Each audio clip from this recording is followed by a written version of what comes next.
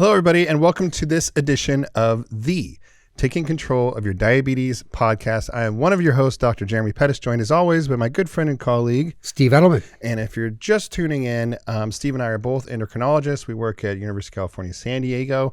We both have type 1 diabetes since we were 15, Steve just about 20 years after me. And we both work at Taking Control of Your Diabetes, which just celebrated on Friday our 30th anniversary of Steve basically creating this wonderful organization. So we have a very special podcast today and a very special guest. So what you might not know is that our TCOYD office here in San Diego is maybe half a mile from Dexcom. So we literally, Steve and I, and especially Steve, have been very close with Dexcom over the years, the evolution of not just Dexcom, but sensors in general, how they've been made, the accuracy, the clinical use of them. This is something that we should talk about, that this is such a cornerstone of all diabetes care now, but it didn't used to be that way. So we have who better of a guest than Jake Leach. So Jake, say hi, tell us a little bit about yourself, and then I thought we'd go through the history. Of course. Yeah, it's a pleasure to be here with you guys, and congrats on the 30-year milestone. That's really incredible. Thank you. So yeah, excited to be here. Jake Leach. I've actually been a part of Dexcom for 21 years. Started as one of the initial engineers working on the sensing system, and has been part of just an incredible development of technology and patient impact, clinical data, all the things that we've done over the years. It's always kind of really been focused on the idea of the user experience, making sure users are getting the most out of the technology. But I just have to say the growth and the opportunity that CGM has to impact the world is just not something I think we contemplated when we first started. We were really just trying to solve this hard problem of putting a glucose sensor under the skin and accurately measuring glucose. Mm-hmm. And that was it was an exciting engineering project. But then as we learned more and the technology improved, we started to see the tremendous impact that CGM can have, starting with type 1 diabetes, but through the whole spectrum, through prediabetes and beyond. Yeah, whoever would thought that it'd be now standard of care for people with type 2 on insulin, and pretty soon it's going to be standard of care for all type 2s, no matter what they're on, because you just mentioned the importance of the feedback you get from looking at it for people with pre-diabetes. But we were just talking before we started the podcast for the listeners and viewers that Dexcom started off as an implantable sensor and then quickly transitioned to the subcutaneous patch. And you were with Dexcom the whole way, and you told me that you were with Medtronic for 8 years before that, correct? I was, yeah. I was actually with MiniMed up in Los Angeles. We were focused on insulin pumps, and then we started building glucose sensors. And so it was my first job out of college. I was working in the chemistry lab, actually as an intern before I even graduated. And I didn't really know a lot about diabetes, but I just needed, the best internship I could find, and that was at MiniMed. And then it turned into an engineering job after I graduated, and then went into the engineering group working on sensors. And then this little company called Dexcom came around, and they said, hey, we got this really cool technology. We're trying to implant glucose sensors, continuously measuring glucose under the skin for 6 to 12 months. And I was really intrigued by it. And I went down to Dexcom here in San Diego, where it was founded. And the company was about 5 years old at this point. Didn't have any products on the market, but was a really incredible engineering team and really focused on this idea of a continuous sensor. I joined thinking I was going to be working on these implants, and then we rapidly at the time were pivoted to the architecture with the sensor under the probe and the patch, and making it more of a subcutaneous disposable sensor, which has basically been our architecture since the very first product that we launched. What year was that? That was 2004 when I joined. And Steve, you said you were involved in those clinical trials, which I actually didn't know. So I thought that was a good story. Yeah, we in the cadaver lab. And no one should ever donate their body to science. And no, it was a great experience. And I think it was a part of a learning curve for Dexcom. They realized that the body just gunks up anything. And it turns out to be a win-win-win with the transcutaneous sensors. And Dexcom's come such a long way. And I think the G7 is such major advance over the G5. Well, then tell us that history. So yeah. Implanting these devices didn't really work that great. You pivot to subcutaneous sensors. What was the first sensor on the market? When did that happen? So fantastic question. 2006 March of 2006, we got approval for the STS 3-day.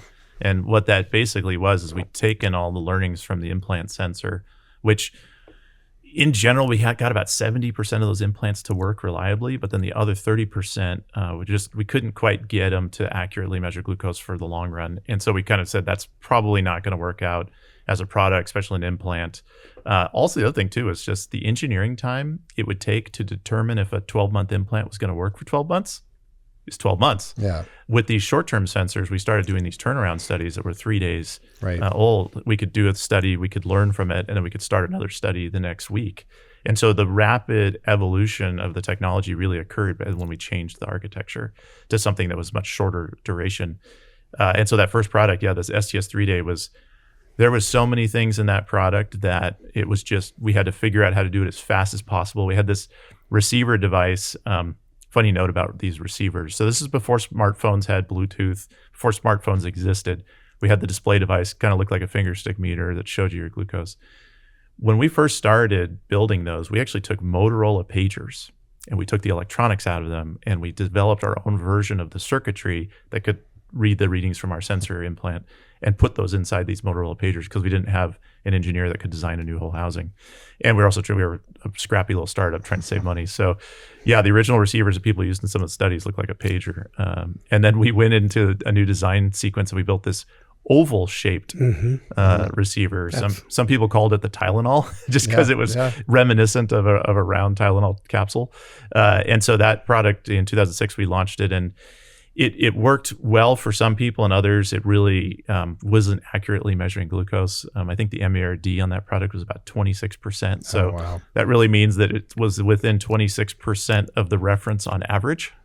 Yeah. So it could really tell you if your glucose was changing, whether it was going up or down, but it was not accurate enough to make a lot of treatment decisions. Did you use that sensor, yeah. Steve? Yeah, I was on the short-term sensor, the 3-day, the little Tylenol pill, and I remember clearly that it may not have been as accurate as I would have wanted, but you have to remember where I was coming from. Pricking your finger 10 to 12 times a day. So I just thought it was incredible that I could just put the sensor on and get a blood sugar every 5 minutes. And you know what? I did double check with the finger stick because I was used to doing that. And it worked pretty well, I would say, the majority of the time. And for me, it was the beginning of continuous glucose monitoring. It was amazing. So yeah, you have to remember where people were coming from. Nowadays, people get diagnosed like last week and they're so freaking spoiled. They get put on a CGM in 24 hours. Well, I was thinking my first experience was in 2010-ish, and with the 7 Plus, which was still kind of like the oval looking receiver. And how long did that sensor last? So it was so we started with the STS 3-day, which by the way stood for short-term sensor. That's what, when the engineers get to name the product, that was our marketing. And then we did a 7, which was basically extending the wear life to 7 days. And then we did a 7 Plus, which was taking a bunch of feedback from users on the performance of the product and also the user interface of the receiver. And so we added some enhancements there. So 7 Plus was a really nice upgrade from 7, and it was at the time 7-day sensor, and no one had really done at that point in time these subcutaneous type products like the infusion cannulas used for insulin pumps was one of the things that we looked at. No one had done anything more than 3 days. And I remember just sitting around going, why don't we, let's try and make it last a week, a week, 7 days, let's try it. And it turns out it worked. Well, yeah. So I was telling the story before this that it was actually when I first met Steve, and I was in my internal medicine residency, and I was thinking I wanted to do cardiology, mostly because I had massive student loans, and endocrinologists don't make that much. And I met Steve, and he said, you have type 1, and we chatted for a while, and he was like, are you on a CGM? And I literally said, what is that? And he about lost his mind, and then told me all the stuff that was going on. And honestly, I had no idea that, sensors were happening, updates and pumps were a little bit behind that. But I kind of went through my medical training feeling like type 1 diabetes was stagnant. There wasn't much going on. It wasn't an exciting area. My care had not changed for a decade at least. Yours had like multiple decades. So that was a big reason for me to actually go into endocrinology. Like there's actually stuff happening, and stuff happening here in San Diego.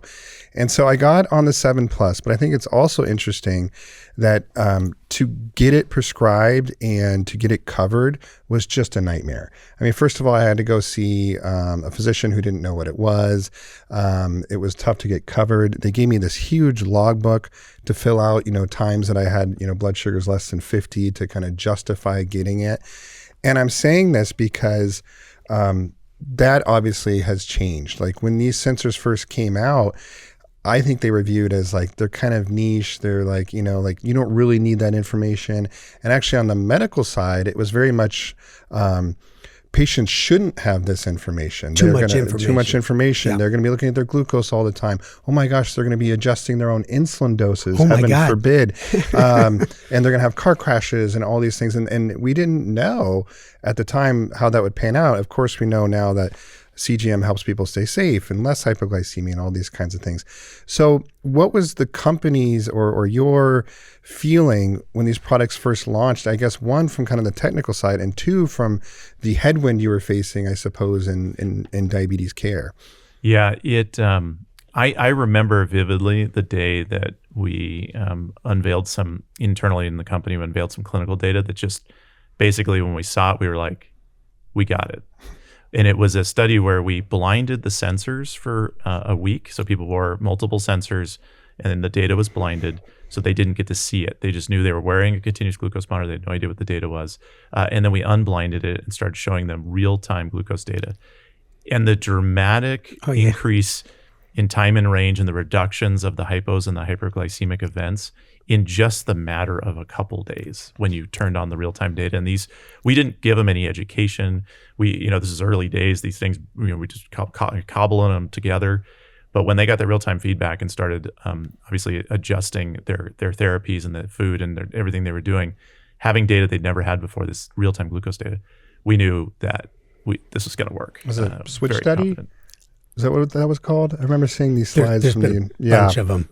But let me just say, Jake, that that's one thing that drove me nuts with the Medtronic CGMS, the 3-day blinded sensor. I was so adamantly against blinding data. And they said, well, if a patient sees their number, they're going to change their behaviors and it's going to improve their numbers and we won't know what improved it. I said, well, there you go.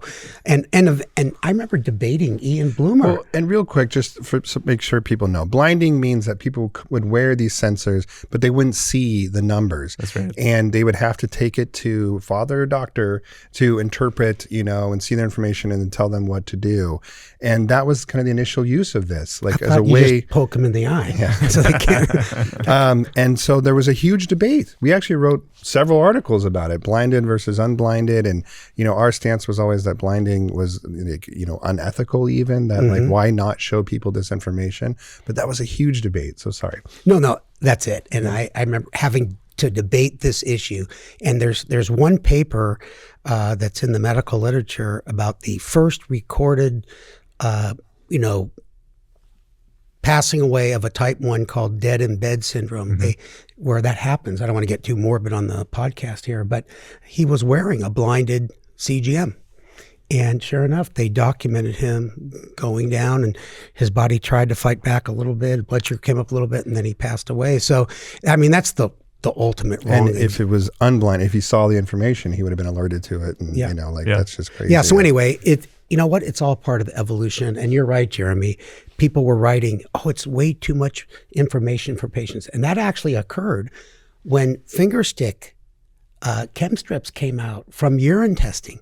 They thought about blinding the meters, the little finger stick devices. So I remember Jay Schuyler, kind of a big leader in diabetes for so many decades, and he wrote an op-ed against that, So it's just tough to change the way we do things in medicine. It definitely took a while, and I think I remember early days, to Jeremy, your point around access and how hard it was to get a CGM. I had a friend that had actually worked with me at Dexcom in some of the early days, and he'd gone on to do some other medical technology projects, and he was diagnosed with type 1. And he called me and he said, look, my doctor's not going to give me a Dexcom till I prove that I have hypoglycemic problems. So I'm going to go and record a bunch of hypoglycemic data, but I would like to have a CGM can you just get me one for now until I get my insurance to pay for one? And I was like, yeah, of course. I got him one.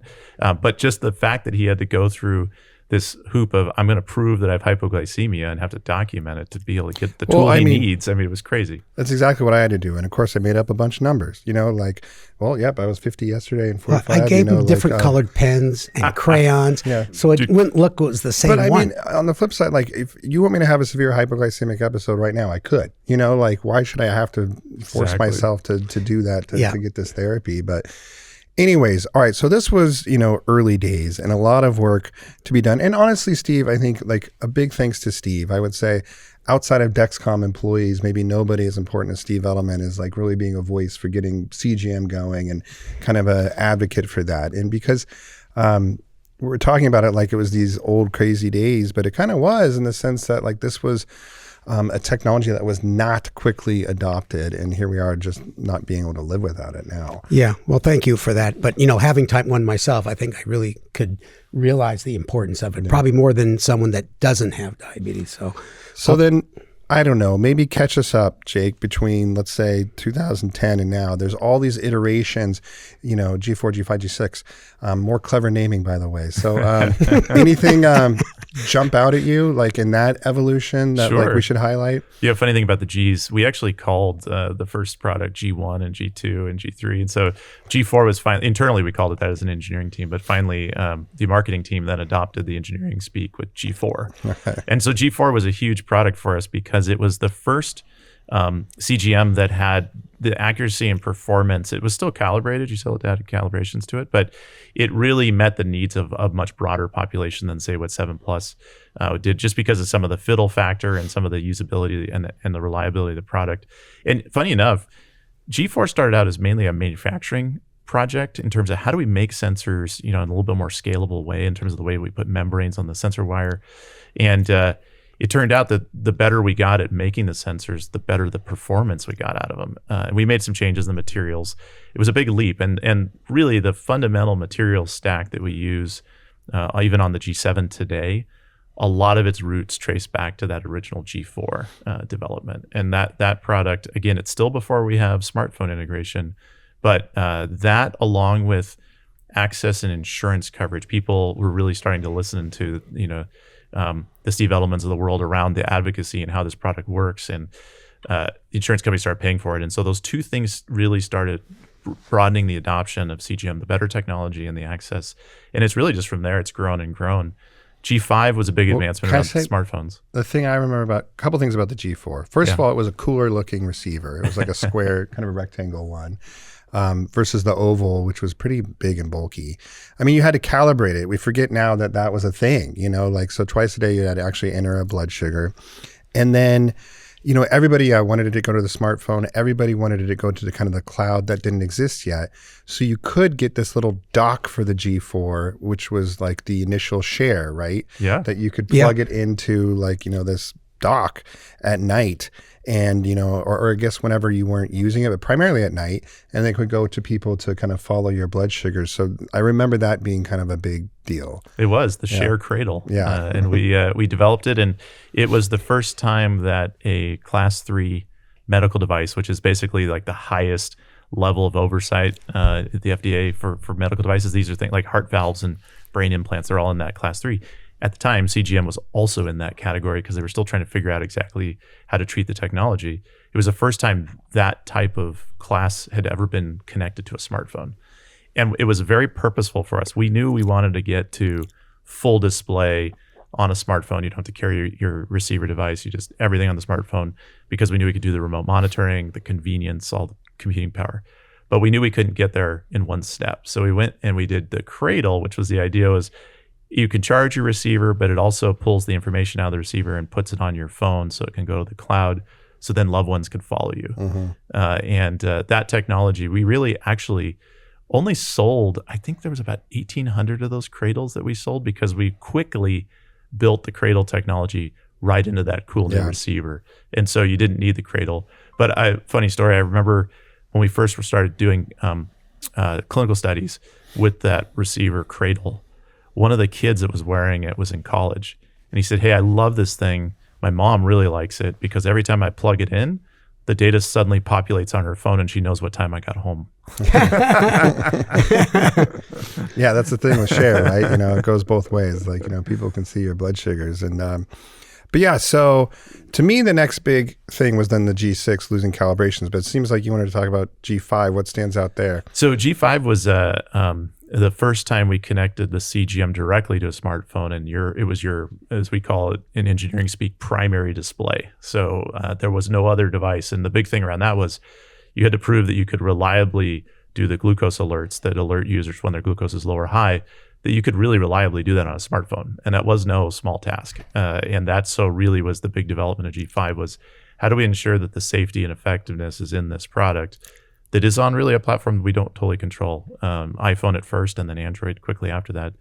And that I remember when we launched that product, we launched it globally all at the same time. Actually September 2015, we were at EASD and I got to stand on the stage like Steve Jobs and talk all about this new technology. And it really was the beginning of the unlocking the power of what a smartphone can do for users that have their device connected to it.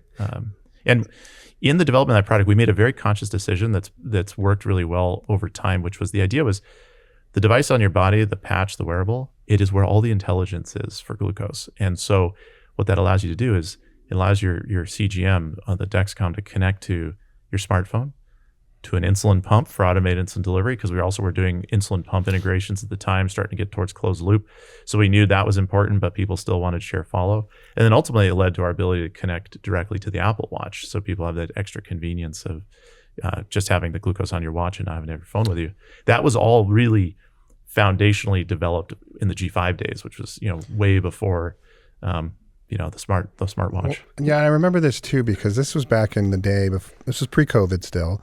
And TCOYD, we would travel around the country and we would put on, workshops, in-person conferences, a Saturday in Kansas City or, different cities, like we did one a month. And this was such a big issue. Again, something that we take for granted now, your CGM, of course it goes to your phone. But people are like, why doesn't this going to my phone? People were mad about it. And, I remember thinking that, yes, there did seem to be this discrepancy between how quickly smartphones and things were moving and kind of how relatively slow it was to connect with it, a lot because of these regulations and the clinical trials and things that were required. So I don't know, that seems interesting to me that must be something you struggle with as a company. It's yes, we can do this tomorrow, but we need to go through the proper steps and things like that. Yeah, I remember even before people were getting angry they couldn't connect to their iPhone. We'd ask, if you remember, how many of you have a CGM? And out of maybe 200 type 1s, maybe 15%. Yeah. And now you couldn't even see the hands of the type 1s that don't have one. Folks on MDI, they all have one and standard of care now. So, but what I remember too is the auto inserter. Answer my question. You always do that. You chime in with a second question. Did you have a? Yeah, I had a question. What was your question? This technology kind of interface. Sorry. No. I thought that was a comment. Sorry. No, it actually. Does you guys remember the Blackberries? Remember the? Oh yeah. So that was the smartphone before there was the iPhone, right? Mm-hmm. And we actually had a project working on trying to integrate with one of those, and the Bluetooth required so much battery power to communicate with the phone that we ended up with these wearables that were just too big. And so we really went and we talked to Apple, we talked to Samsung, and even Sony at the time was making Android phones. We were advocating for a lower power connection to the phone so that we could build a wearable that worked. And ultimately, Apple was the first to adopt what's called low energy Bluetooth. And that was the unlock for connectivity to smartphones, because then you could do it at a low power and your battery could be small and the wearable could be small. But it was, I never envisioned that as, someone who's involved in CGM development, that I'd be going around to Samsung and Korea and going up to Cupertino to meet with Apple to try and convince them to do this. And I think there were others doing it at the same time for other technologies or other industries. And it was a big unlock for us is when Apple adopted that low energy Bluetooth. Yeah, I would just say, what a cool, progression of things. And I don't know what sales and use look like, but it must be, this kind of like steep curve of all these things coming together, that the technology is getting better. So it's more accurate. People trust it. Suddenly, eventually you don't have to use your meter anymore because it's accurate enough by the FDA. You can actually use it to control like insulin pumps and things. And, as these uses become more and more and more, and people kind of have adopted it, insurance companies, cover it. All these things took time to come together. But again, now we are here where it's just such a standard of care, and Dexcom has, been a huge leader in this. So let's jump forward to today's sensor, and then, want to talk about what's next, what's coming with Dexcom. So we unfortunately had to jump over the G6. Again, for me, that was huge, getting rid of calibrations. That was just monumental in terms of, I don't poke my finger at all, like ever. Anyways. I'll just say one quick thing, last thing about the development. The auto inserter was kind of a nice feature. Oh, yeah. The guillotine, the G6, boom. And of course, that's so much better with the G7. Yeah. But, that was nice because I had no problem with the G4 pushing that thing in, but some people did. So anyway. They did. We had a video that we used as a motivational tool and really to help the engineers understand what we were trying to do when we were developing the auto applicator. And it was a video that was on YouTube of a mom chasing a little girl around, holding an applicator, trying to hold her down to get the sensor in. And she was, crying, and she's running around, and her mom's chasing her. And I said, this is the problem we're trying to solve, team. Yeah. And the G4, the previous ones, was that giant syringe. I mean, it didn't look like fun, No. You were pushing this needle into you. So going to the applicator, and it freed up where you could put it. I know you like to put it all over your body. Yeah. I put them He's got 17 on right now. Favorite sensor spot. Yeah. All right. So we get to G7. And, I want to talk about, obviously there's many advantages to it, but there has been, at least anecdotally, people having issues with it. And for me, I would say it's one third. Like a third of my patients are this is a superior product. I love it compared to the G6. It's a huge positive. The other third in the middle are kind of there's some bugs, there's some issues, but it's no big deal. And there is a third or so, in my opinion, that they're losing connectivity or there's accuracy issues, and they can't wear it. So what is this issue? How do you quantify it? What's Dexcom's kind of opinion, approach, and all that to it? Yeah, it's super important because if you think about user experience and CGM is such an important part of managing diabetes for so many people that we are very focused on making enhancements. Every generation we've made the product more accurate, more reliable. But as we've seen larger and larger populations of users, we learn lots. One of the things we pride ourselves in is listening to users, taking the feedback. And as we've scaled G7, as you mentioned, kind of the large volume of new people using CGM, we've had certain struggles in trying to ensure we could build enough products. Towards the end of last year, beginning of this year, we had some supply shortages. We had some deployment reliability problems that started kind of earlier this year with G7 that I think really amplified some of the frustrations out there. And we were very aware of it. We were working super hard to fix it.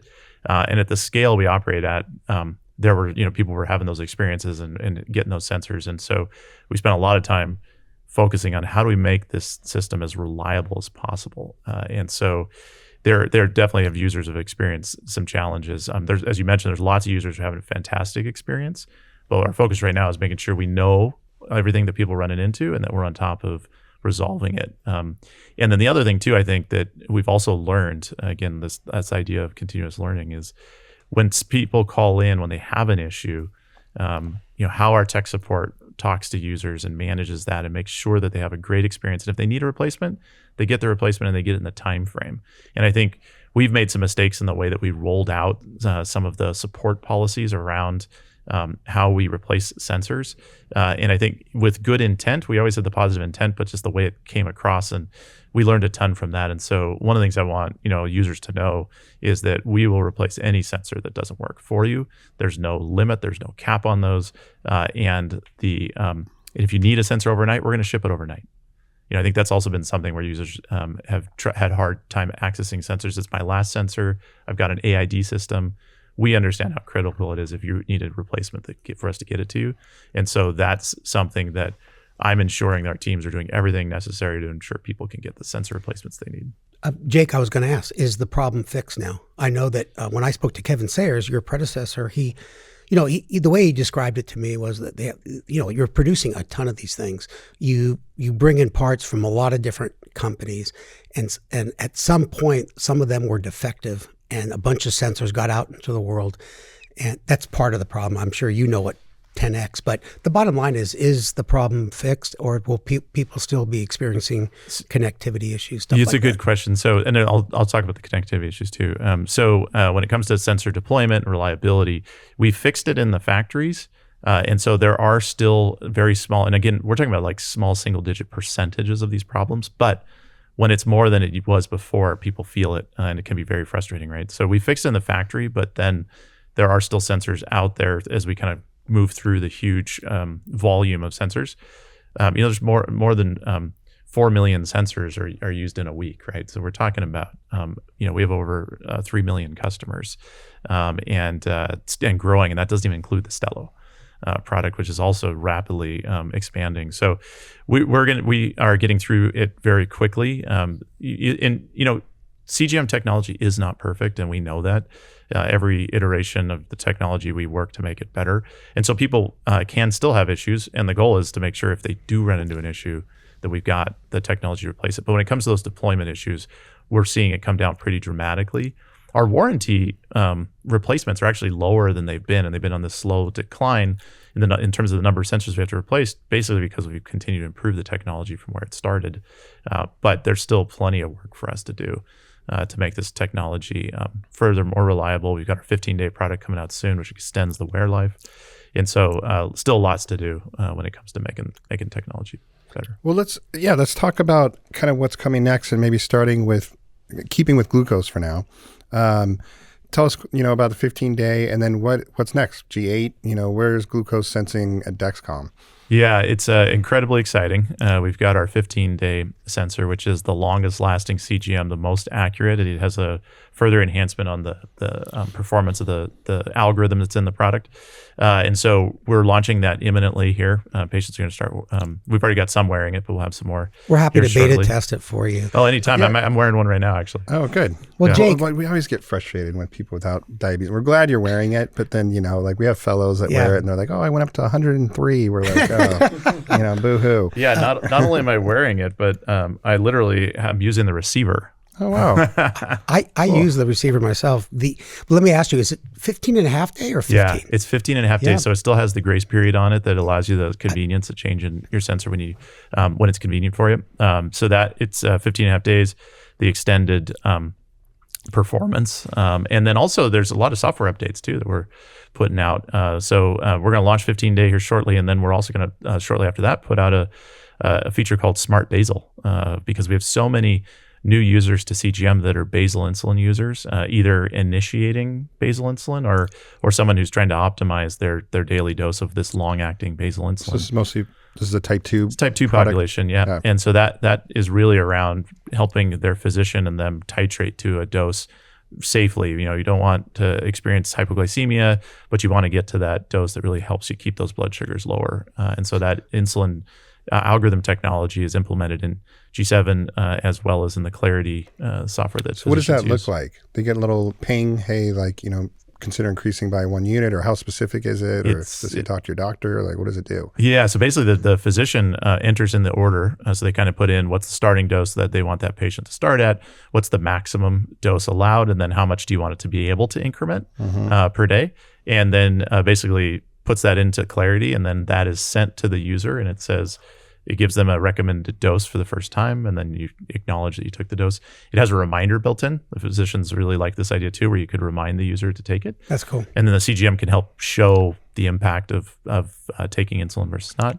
And then it just every day gives you a recommendation and gets you the dose. So needed. I mean, how many lectures have we given on, basal initiation, titration, and type 2 diabetes that we start at 10 units of Lantus, or whatever it is. Go up 1 unit 6 months later, yeah. They come back, they're still on 10 units. And, it They're becomes 12. Maybe 12, yeah. And there's, you lose months, years sometimes of poor glycemic control without, really prompting people, because people aren't used to, they're actually told not to adjust their medications most often. This is your dose of your blood pressure and your cholesterol medicine, and under no circumstances are you to change this. But here we're saying with insulin, not only do you need to change it, but sometimes daily. And so it takes, some reminders and some comfort with those parameters for patients to take control of their diabetes. Yeah. And we went to a UCSD faculty meeting today. One of the biggest issues is access. Patients can't get into clinic. And I think that's why this technology is even more important, because they can't see their doctors, every 6 months now. Maybe a quick note through the medical records, the EMR at 3 months, but access has never been this bad. And I think post-COVID, there's lots of reasons for it. So anything patients can do at home is perfect. And it's motivating. I think, with a patient that's taking an injection once a day, if it's not really, helping them improve their glucose, why are they really going to want to do it? But if you show them with the CGM and the titration algorithm just how much better their glucose control is by taking the right amount of insulin, that's a real motivator to do it. Absolutely. You're right. And we've been saying that forever, with usually with like finger sticks, and now, but with the CGM, seeing it in real time. So, other things in the glucose area you wanted to talk about? Yeah, we have our next gen platform. So it's a new wearable. It's called G8, and it's smaller. I could have guessed. You could have guessed, right? So creative. We're keeping with the theme. Yeah. So it is our 8th generation of sensor wearable technology, and so much packed into it from a technology perspective. Very excited about the new enhancements to basically glucose sensing. So we're shooting for, again, another huge improvement in accuracy and reliability and performance. A lot of that's some of the checks that we've built into the hardware and its ability to check the sensors. The size of the wearables is incredibly small. And then we're also packing in some alternate analyte sensing, so not just glucose. And so we're working on a couple of different ones. Obviously, ketones high on the list, but even things like lactate and potassium. Oh, interesting. And there's a whole host of analytes that, since we've already got this amazing wearable on your body sensing glucose continuously, why not amplify the value by adding some other markers in there? Wow. So that was one of our questions. That's amazing. Yeah, I think it's really going to help us as Dexcom really further our impact, within diabetes, but also in some of the other chronic diseases that are synonymous with diabetes. Things like liver disease, kidney disease, even heart disease. There's a lot we can do by better managing glucose, and then also helping folks with some of those other markers. And then G8 will have a better camera too, I'm guessing. It's a joke, Steve. So when do you think that might be targeted? It'll be a couple of years. Yeah, Okay. we're if you kind of look at our technology iterations per generation, it's about between 3 to 5 years we come out with a full new platform. And for us, what that really requires is not only the development of new technology, but also in manufacturing and how we make sensors. And we do these large investments in wholesale changing of our production facilities and everything to be able to make these new products. It's the exciting part about what we do is bringing new technology that really furthers the impact that Dexcom has on people's lives. And how do you think, I'm curious, because as we add these analytes, do you imagine these would be separate products? Or do you always have the CGM, but then you could choose, I also want potassium and ketones, or it's all there and you can turn them off or on? How's that going to work? I think the way that we see it now is it's pretty much going to be glucose plus. Okay. So you have a glucose sensor. There's very few situations where having that glucose reading wouldn't be helpful, right? So it's kind of take the glucose reading. That's what we call it, multi-analyte, and then you add in some of the other sensors. I do think, though, just like CGM has done, once you start building the technology and people start using it, you start learning about all kinds of other applications for it. Mm-hmm. And I think we're still in the early days of sensing glucose continuously for people who don't have diabetes. And there's so many learnings coming from that.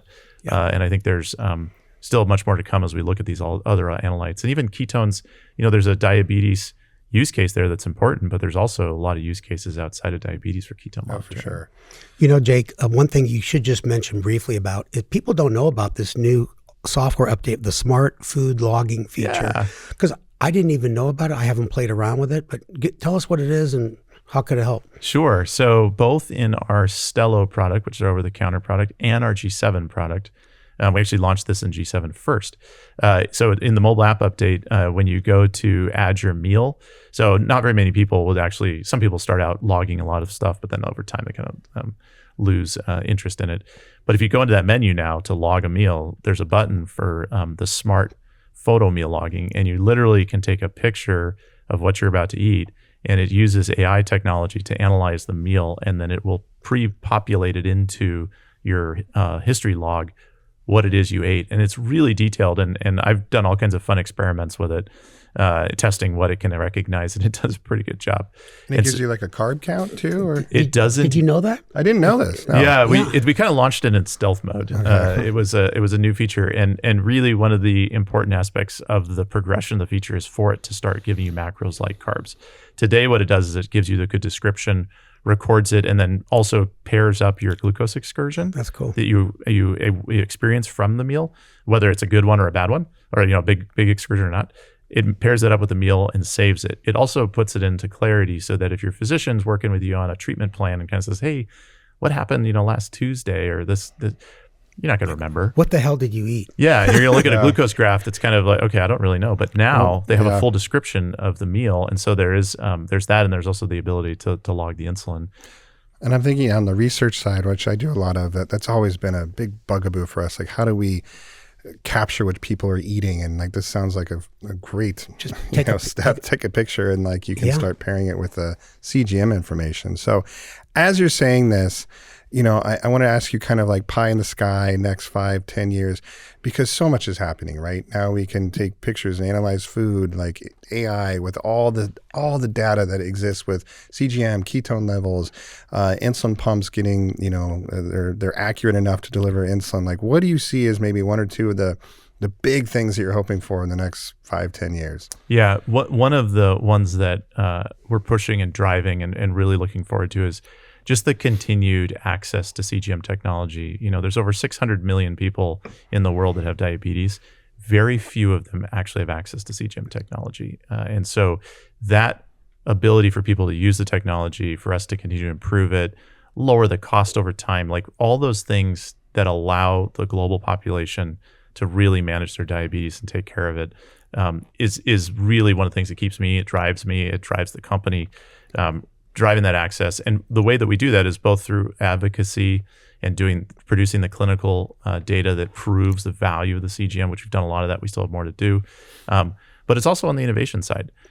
As I've looked at the history of CGM and all the innovations we've done, each one of those innovations has unlocked more use of the CGM through either users demanding that the having the technology, or payers, those making the decision on how a CGM is covered, recognizing even more value in the product. And so as the products have gotten easier to use and there's more value in them, and again, a lower cost, CGM, the price of CGM, if you just look at it over the last 5 years, has come down dramatically. Yep. And we're always focused on the lowest out-of-pocket cost for our users, because that's the most important thing for someone who's actually using the CGM, is for them to get access to it at a low cost. So that's one thing I'm really looking for, is just global access, better access here in the US, better access around the globe. The other thing too is continuing to expand the applicability of our CGM technology along with the other analytes. I see a day where Dexcom is a company that helps you on a health journey in some of the most common challenges.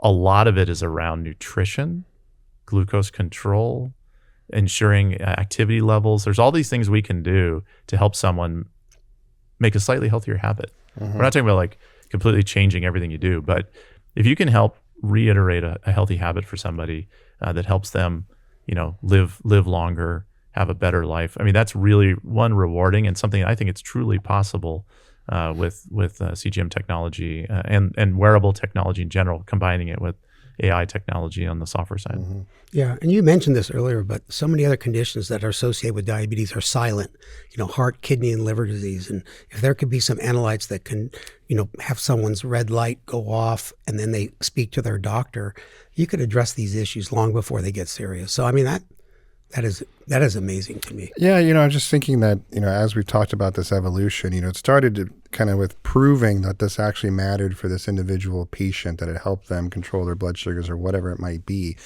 But, you know, with all the advances, like all the opportunity there is on these population levels now of helping people, not just with their diabetes, their blood sugars, but their overall health. And Steve said, we just had this faculty meeting today at UCSD. And a big conversation was we don't have enough people, like even in San Diego, UCSD, to see the patients that need to be seen. And that through things like Dexcom and having this data, we can change the entire way that we operate in medicine from, okay, Jake, you need to come see me every 3 months for your diabetes, and you might be completely fine. But what about all these people that are out there that aren't coming to see me? Well, we now are getting to the point where we can access our patients and look through them and see their CGM data and reach out proactively to the people that actually need help. Their time in range is below where we want it, or whatever it might be, or something gets triggered that there's a complication. That is an entire different way of operating with health, and this has largely been driven through data. And diabetes is leading the charge in this because it is so data driven, and there's companies like Dexcom that have been working on this for such a long time, and I think have had a significant runway compared to what other wearables are getting to now, that, you know, diabetes is really kind of the poster child for this, I think. Yeah, I really see it as a technology that empowers both the user and the physician to really drive a better outcome for everybody. And I think it's very scalable. CGM saves the health system money in the first year, because if you eliminate extra utilization in healthcare, like emergency rooms and extra doctor visits to help. I mean, there's just so much that resonates with CGM for everybody, including even the payers, right? And so we're want to continue that message, make sure people understand it. But it's an empowering technology. And like I said, the day that we saw the impact that it could have when you turned on the real-time display, we were like, this is a really powerful technology. Yeah. That's the whole concept of taking control of your diabetes. It exactly is. You know, it really is. When my CGM's, you know, warming up, for God forbid, for 20 minutes, I'm like, what the hell am I doing? Like, I don't know what my blood sugars are. Do you remember what it was, 2 hours? Yeah, exactly. I love how you can overlap them. Yeah. Yeah. That to me is a great little advance, you know, so. That's right. Gosh, Jake, we can talk all day. Yeah. Well, I was just going to say, thank you so much. And this has been a fun kind of trip down memory, you know, lane for the evolution of care and diabetes, but personally for me and Steve too, like, you know, what care has been like for us. And it's so great having you so close by, and we've known you for so long now, and some exciting stuff coming. And that's the other kind of final thing, is it used to be every 5 years, and it's just like the rapid pace of these improvements that really kind of are meaningful to people is really impactful. So thank you so much for being here. We'd love to do this again at some point, you know, some interval. But maybe Steve, the any final comments? G9. No, yeah. I just say, Jake, thanks so much. I mean, to me, the listeners and viewers are going to be like our experience. You know, we have a greater appreciation what it takes to develop technology like this. You know, stealing from something from Motorola, never telling them, all the way to the BlackBerry and forward. No, I think people with diabetes, type 1 and type 2, so appreciate this technology, but it wasn't easy. Yeah. No, there's still so much more to do, and I really appreciate being on with you guys, and I really appreciate everything you guys do to advocate for the technology and advocate for patients. Yeah. All right. Well, thanks everybody for listening. Make sure to like, subscribe, follow, share, all those fun social media things. Send us comments too. Yes. And we will see you, or you will hear us on the next one.